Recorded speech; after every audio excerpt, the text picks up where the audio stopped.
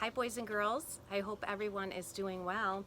I'm going to be starting a chapter book today, and we're going to read another Flat Stanley book. This is called Flat Stanley's Worldwide Adventures, and of course we know all of the Flat Stanley Worldwide Adventures have a different title down at the bottom. So the Great Egyptian Grave Robbery is this one. So this is actually the second book in the Flat Stanley chapter book series. Remember, we read the first one a while ago.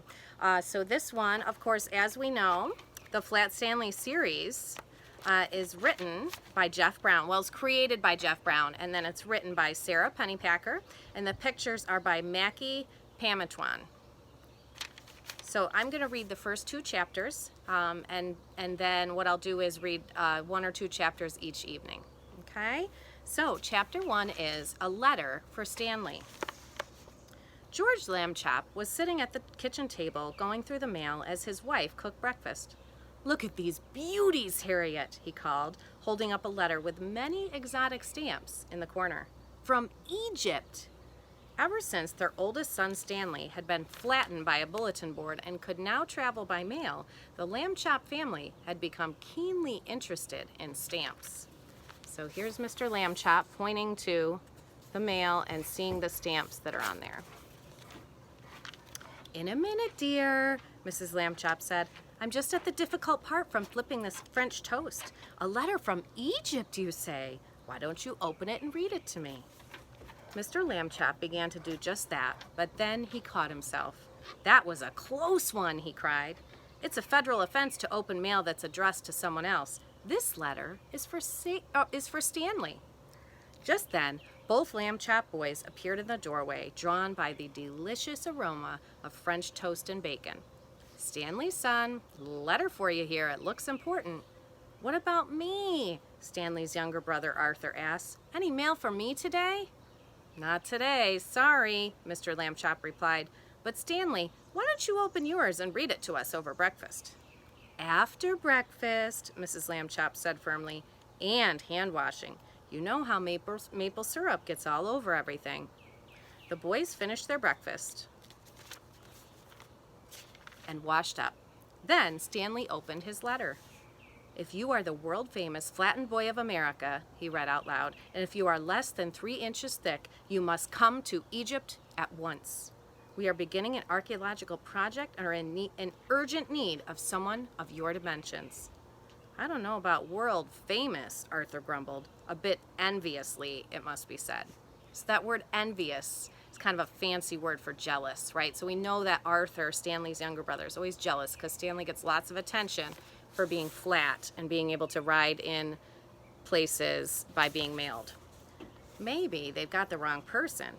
But I am only half an inch thick," Stanley sighed. "So that's me, all right." "I," Mrs. Lambchop corrected her son. "That is I." "It's signed Sir Abu Shenti Hawara IV, Stanley said. "And look, he's taken care of my travel arrangements." Stanley held up a very large envelope covered with stamps. George Lambchop took the letter and read it over. "No mention of Stanley's family going with him," he said, frowning. "I don't know." "Well, an archaeological project. It's not as if it's something dangerous, and travel is broadening, George," Mrs. Lambchop mused. "Oh, Stanley, darling, I didn't mean it that way. What I meant was it rounds out one's education." "Oh my, that didn't come out quite right either." "Well, your mother and I have always encouraged you boys to lend a helping hand when needed," Mr. Lambchop said. "I suppose that goes, even if it's needed halfway around the world." "We'd better take you to the post office at once, Stanley," Mrs. Lambchop said. "I will pack the leftover French toast and bacon for you to eat on the way. No maple syrup, of course. It wouldn't do to arrive all sticky." "Something to drink?" Stanley asked. "I think not, dear," his mother told him. "Egypt is quite a distance, and I'm afraid you won't be near a bathroom for some time. Which reminds me," and she went off to pack a toothbrush and washcloth for her son's trip. Stanley noticed that Arthur seemed glum. He knew Arthur sometimes found it difficult being the only round brother in the family. "Would you like me to bring something back from Egypt for you?" he asked. Arthur replied. "If you're going to Egypt, you should bring me back a mummy." "I don't believe they offer those as souvenirs." And besides, it wouldn't fit in the envelope with Stanley, chuckled the boy's father. Mr. Lambchop was known for his sharp sense of humor. How about a nice postcard? Mr. Lambchop was known for being a practical thinker, too. Arthur folded his hands across his chest. A mummy or nothing. Stanley was very sorry to see his brother looking so grumpy as he slid himself into the envelope. And that was the end of chapter 1. I bet that you can make a connection between Stanley's younger brother Arthur being jealous of Stanley and Clancy, my dog, being jealous of all of you because I'm not paying attention to him. I'm paying attention to you while recording, and he doesn't like that very well. So I bet we can make a self-to-text connection there. Chapter 2, Amisi. The journey was very long, much, much longer than Stanley's journey to California. At last he arrived, and just in time. Let me out, please, he cried. I'm broiling in here. Now, boys and girls, do you think that your mom or dad or grandma or grandpa or family member would let you ride all the way in an envelope to Egypt? I don't think so either. Sorry, came an official-sounding voice. An envelope can be only opened by the person to whom it is addressed. Whoever you are, you're going to have to wait until you're delivered tomorrow. Just then, Stanley heard another voice. The voice of a young girl. That package is flat, the voice said. Then it came closer. You in there? Do you happen to be Stanley Lambchop of America? I am, Stanley cried in astonishment. But how do you know? Open this package, the girl said to the postmaster. I will take full responsibility. I will hand-deliver the contents to its destination. It's an antiquities bazaar right across from my father's office. As soon as the flap was opened, Stanley burst from the envelope to greet his liberator. Hello, my name is Amisi, the girl said, smiling. So there he is, coming out. He's so happy to be out. I am very pleased to meet you, Stanley. But how do you know who I am? Amisi smiled even more broadly. My father is the curator of the National Historical Museum. He's also a member of the Museum Curators Worldwide Pen Pal Club.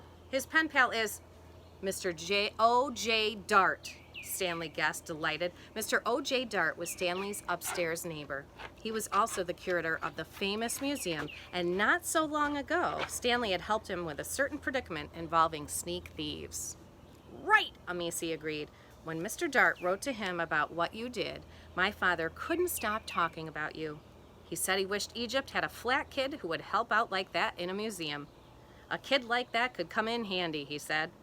He hung a bulletin board over my bed, hoping that something might happen, but my mother made him take it down again. That's good, Stanley said.